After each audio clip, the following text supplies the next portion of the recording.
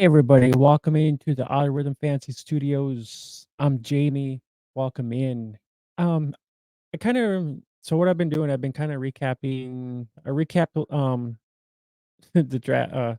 Yeah. Now I can't even speak. It's actually super early in the morning here, about 5:46 a.m. But yeah, actually recap round one here. Just like I think it was Friday night, Saturday morning, whatever. I can't remember which when I uploaded it.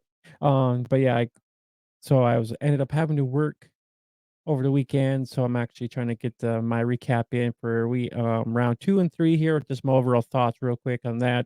Um, but yeah, if you guys can, I would appreciate if you guys can give us a subscribe, a like. That would greatly help us out a lot.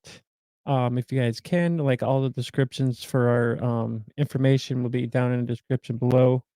Follow us, you can follow me on Autorhythm Fan on X. And then we'll have all our Discord links as well. And then if you guys can, it'd be great if you guys can actually follow us over on Spotify and Apple Pods as well. That's where most of our audio is. So if you guys can, that'd be grateful for us. Yeah, we might have a stream Wednesday. I'm not quite sure what yet. We might do a 2025 prospect. I'm not quite sure on that quite yet, but it might be a prospect coming in this Wednesday or mock draft. So one of those two things, I think we just kind of want to get since the draft is actually over now, but I'm just gonna get in my recaps here as quick as I can and have them uploaded. Um, so let's just dig in right away. Here we go. So second round was quite interesting. There wasn't too many second round guys that actually kind of went off the board.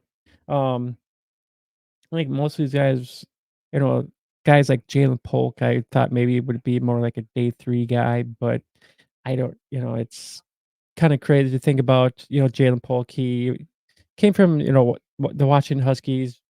Penix handled down 3 guys, and there's another guy here in round 3, we're gonna talk about 2, which is just crazy.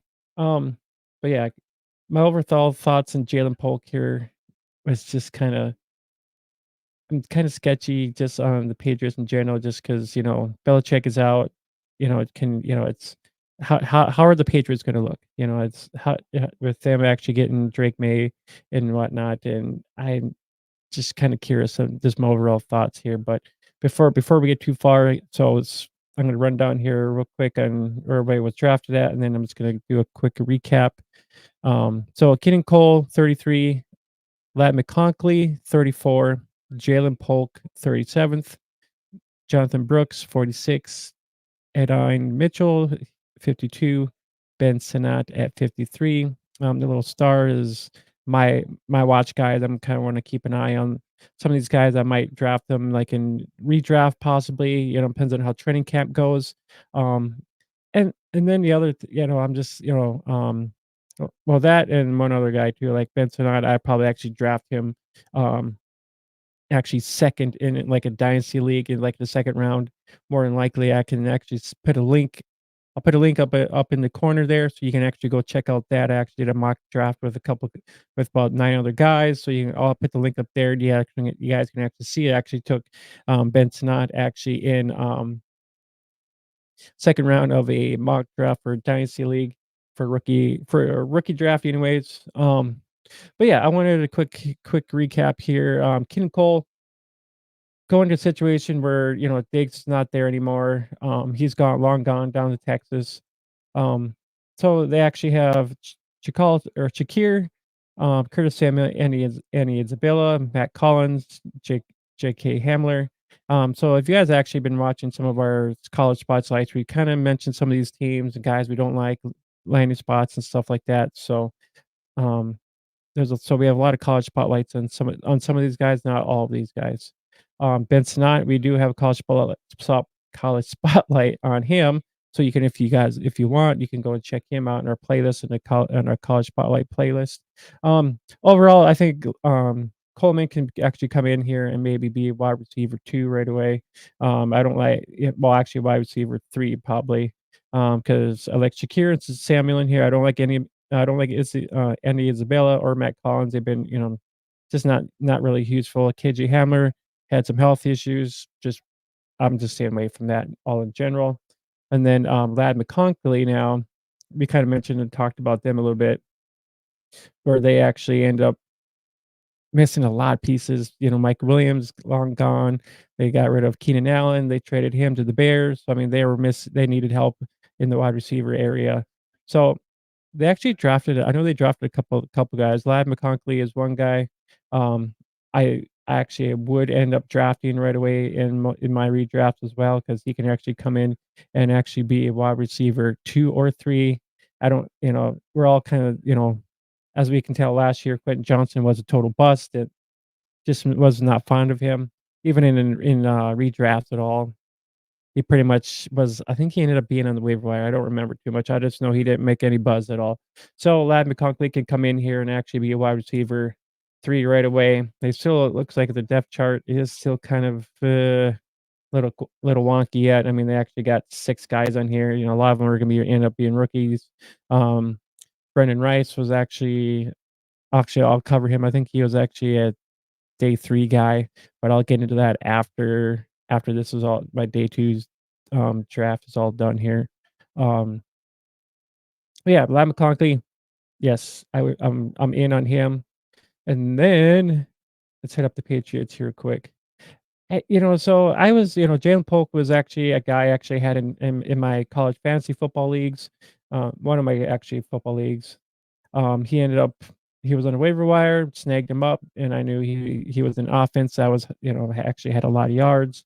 You know, thank God, the Huskies and Penix was able to, throw down to have 3 guys as 3 guys on the roster to actually be able to toss to, and then we're able to put up points. So this one is actually kind of interesting because I have Javon Baker, who I was another guy I like, and I think he went day 3, I believe, but Cedric Bourne, not really much of a fan. Kayshon Boutte, the Booty Monster, we don't know. We were hoping maybe he actually kind of get in there and actually do something, but not so much. He might even be suspended for some gambling stuff. I don't remember, but he was got a little in trouble for some gambling stuff. KJ Osborne can come in. KJ Osborne is there. He was always kind of a wide receiver 3 when he was with the Vikings. I don't really see him being anything more than that. I think, Polk can maybe kinda be in that wide receiver 2 or wide receiver 3. Um, Tywan Thornton, I just not a fan of any of these Baylor guys. They never really pan out. Juju, he's getting up there in age. He might be their wide receiver 1 at the moment. So, and then we have Demario Douglas, who actually shined. Um so Polk is kinda in that wide receiver 3 or wide receiver 4 and mixed between Kayshon Boutte, Tywan Thornton. So I think when, training camp does open, if, Mc Polk can actually show out, he can probably be in there, and then I think there's gonna be a battle too, Javon Baker too, I think, in there. So, I think, I'll get into Baker too, but just a quick hit, I think Baker could be the wide receiver 4. So there might be a little, with Polk and Baker, there might be wide receiver 3 or wide receiver 4 up in there. I just not fond of some of these other guys. I'm not fond of KJ Osborne, but I mean, if you're in, like, deeper leagues for sure, you know some of these guys will be useful, especially in deeper leagues for sure. Um, Jonathan Brooks, just know it's self-explanatory. Miles Sanders, trash. Don't like him. He's pretty much don't like him one bit at all. I think he can surpass Miles Sanders in a hurry. And our other favorite guy, I don't remember his name offhand. I should know him because I actually had him quite a bit, and I can't think of his name offhand, but I can look it up real quick. Oh, Chubba Hubba. Yes. He's been there for a while. He's been in the offense for quite a while. He actually kind of took the lead role over Miles Sanders. So I think it's very possible that Brooks can come in here and just kind of throw down and kinda be, either wide receiver or not wide receiver, RB1 or RB2, depending on how what they want their offense to look like this year for sure, but I don't mind Jalen Brooks if you actually have to draft him because somebody is gonna have to get the touches, actually get the carries either way. So it's gonna be I think it's training camp's gonna be kinda interesting. I think it's gonna be kind of a see what they can kind of see which guy actually looks better than what guy can actually perform and actually look dang good. Alright. So, Adonai Mitchell, I like the better half of the Texans, wide receivers. I'm not really a fan of, like, Xavier Worthy, and I thought Adonai Mitchell was the better prospect out of this. Um, so they pretty much, they actually got, Pittman and Alec Pierce. I just think overall Alec Pierce he was useful in some of my deeper leagues for sure. Um, he still got catches, he was still involved quite a bit. Um, he was still kind of raw when he kinda came in, but I was kind of fond of him either way. But I think Alec Pierce might be on the odd man out, but not quite sure. But with AR5 coming in, I know he does run a little bit, so I mean, I think it'll be a kinda toss up because I know they like, Josh Downs as well. So maybe Alec Pierce could be the odd man out in this one, but I just like what Anodyne what Anodyne brings to the Colts, and they have Anthony Goud, who's kinda like a Josh Downs, kinda smaller guy, but he'll probably use for kickoffs, special teams, I'm sure, more than like which is why they drafted him. Um, and then let's get into Ben Sinnott. I'll actually put the link up in the corner there for you guys to check out that, rookie mock draft where I took Ben Sinnott, gave my reasons on why I took Ben Sinnott, and he was actually you can guys could see why he was the second tight end drafted off the board. There is one more guy in the 3rd round was taken. I didn't get into him, unfortunately. We just got into a few guys. But, Ben Sinnott, he actually come on, is actually going to a team that actually drafted Jaden Daniels. They actually drafted, Luke McCaffrey, he was a 3rd round guy as well. Um, but they had Terry McLaurin, Josh Dotson, Devon Davis. I'm not sure. I don't really know much about him or Diami Brown. Not I don't know much about him either. But I know James Crowder's been around for a long time. I think it's about time for him to retire. But I think Luke McCaffrey comes in and actually makes over these other 2 guys, Devon Davis and Diami Brown. I think he can come in because the good thing about him is that he was converted. He was a QB with Nebraska, converted to wide receiver with Rice. So he can actually this will probably help out Daniels quite a bit. Um, but yeah, Benson, he actually will fit in there too as well, is a good landing spot. I know they kinda got ended up with Zach Ertz, um, John Bates, Cole Turner. A lot of these guys end up just kinda getting you a couple touchdowns. I really don't know uh, how much gas is Zach Ertz actually has left in the tank. So, Ben Sinnott can actually probably come in and be tight end 2 if all needed to, because I don't the rest of these guys I don't really trust. And alright. So now, since there was only 6 guys in the 2nd round, let's head over to the 3rd round. There was about 9 guys taken off the board in the 3rd round for fantasy related. So we got, Malachi Corley. I was kind of, we didn't really get an opportunity to get into him. So there's a lot of prospects that we wanted to get into but never actually got into. So when we get into these 2025 prospects, um we kinda wanna try to get into it as many as we can throughout the year before the 2025 NFL draft. So, Malachi Corley comes in here, I'm like, "Hmm," I was kinda like I think he ends up being kind of a wide receiver 4 at the moment right now. Only just because, they got, Mike Williams coming off from ACL. Not we don't know quite sure where he's gonna land in where what he's gonna bring to the offense. Garrett Wilson, pretty much their wide receiver 1. So Mike Wilson might be their wide receiver 2, possibly maybe 3. You know, Alan Lazard, they had traded. I don't know if they'll end up using him this year or not, or maybe trying to get rid of him because I know they gave him a big deal. Xavier Gibson was kind of a one and done kind of a guy. He was kind of there, but not really there. He had that one huge game in week 1 of the opening, Jets, season, and then we really kinda didn't really hear much of him. So it's kinda Malachi Corley is actually gonna be fighting guys against, like, Xavier Gibson and Alan Lazard in my opinion, but he might surpass Xavier Gibson and end up maybe being a wide receiver 4 unless they do some with Alan Lazard. So that's gonna be the one of those things, if they get rid of him, and then, Corley can actually be a wide receiver 3 up in this offense with the Jets, because 'cause I'm kinda curious to see how the Jets are actually gonna look, because 'cause they'll actually finally have Rodgers hopefully for the full season. Um so next on this list is Trey Benson. Trey Benson actually lands with the Cardinals, which is not a bad situation at all. If you think about it, they actually got Michael Carter, James Conner, DJ Dallas, who's been around. He's been with Seattle for way too long. Imari DiCamaro.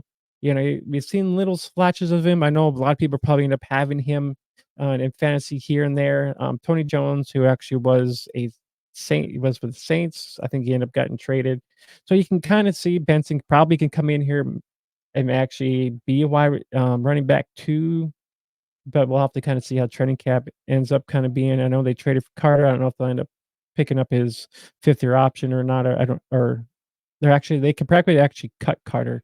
I don't remember, if the what, round, the Jets actually drafted him. So who knows? They could probably actually release Carter. Who knows? They might end up releasing Carter, or they might hold on to him and release one of these other guys. But Benson can actually might be fighting against Carter for kind of the RB2 role more than likely. And the other thing about too, a lot of these running backs, or not running backs, a lot of these rookies might not quite make a quite impact right away when it comes to fantasy. So I mean, these rookies will need some time to develop for sure. But in like most people would say, most of them end up kind of, they'll kind of start picking up the pace maybe around, week 5 or week 6, that they kind of finally kind of get adjusted to the NFL the NFL, you know game pace and whatnot. So which is pretty a lot different from college for sure. But, Trey Benson actually can possibly be a running back 2 or 3 in here. Jermaine Burton, I really don't know much about him. Far as all I know is that, Cincinnati needed kind of to um, fill a kind of a roster spot for, I can't remember the guy they released that was part of their that was part of their crew back, just last year, the kind of the three-headed monster of wide receivers. Um, so I needed kind of to fill that kind of that slot role there, and I think maybe Jermaine Burton can probably fill that. Um, so I really don't know much about that, but stay tuned, guys. We'll kind of get into a lot of that stuff here in June. Let me kind of dig into all the divisions and whatnot, which then we'll kinda know, like, hey, where does Jermaine Burton kinda fit in, or what do we think, is he gonna be a wide receiver 3 in this offense? So we'll kinda give our perspectives on him a little bit more later on, because I haven't really dug into him. So a lot of these names I'm gonna have to dig into, but, like I mentioned, we dug into about 25 some odd prospects that are actually on our on playlist on YouTube. Blake Corum was one of them. Rip Riemann, he was a tight end. I see he's another guy that I really don't know about a lot about, but with him actually landing with, um, Arizona, he's kinda he might be ended up kinda like the wide receiver or tight end 2, because Trey Benson actually came out flashed, and so Trey Benson might be a guy that might be, the 2nd tight end off the board this coming year. So, you know So it's gonna be kind of a toss up with the Lions tight end and Trey McBride. Oh, Laporta, that is. Laporta and Trey McBride were the 2 guys that ended up smoking everybody in, fantasy in the tight end in with the tight ends. But so I don't know much about, Tip Reeman at this moment, but, Blake Corum offhand now. He is actually somebody I kinda like. We actually, covered him, talked about him. So I think he can actually be a wide running back 2 right away in this. You know, Kyren Williams, he kind of actually had some good games here this last year. I really don't know, you know, they actually kind of fumbled between Ronnie Rivers and Zach Evans. So I think Blake Corum can actually surpass both of these guys and possibly, like, um, Blake Corum can actually the Rams can actually have a two-headed monster with, Kyren Williams and, Blake Corum, whichever kind of folds first, but a lot of these we'll have to wait and see with, you know, way the when training camp hits this fall, but I know a lot of us are gonna be like, "Ooh, you know, it's hard to kind of say how the roster is gonna look, and, you know, some of these guys might be out, and you don't know, I mean, because last year, I mean, think about it, you know, the Rams were playing musical chairs with their running backs, you know, they cut one, released one, and they thought, you know, one guy was good and brought him back, so hopefully that's not the situation anymore with Blake Corum being there. Um, then Roman Wilson at 84, you know, with with the Steelers now, they actually it's this is kinda interesting. You know, why I say interesting? Only because, you know, Russell Wilson they actually have Russell Wilson, and he likes tossing the ball to his wide receivers. You know, so I just think this was a good landing spot for Roman.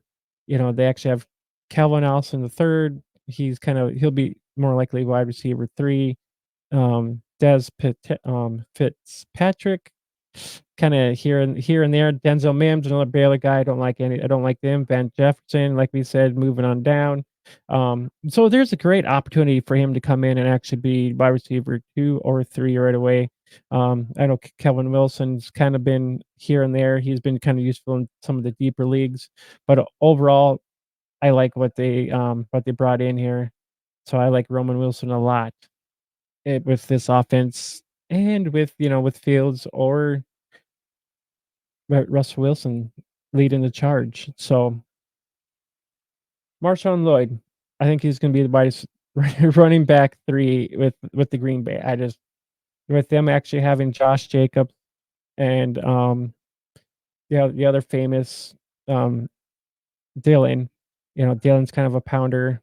Um, Josh Jacobs had 1,000 some yards, had 8,000 yards here 800 yards here. I think they got him on trade, I don't remember, I was trying to dig in here before I actually started this.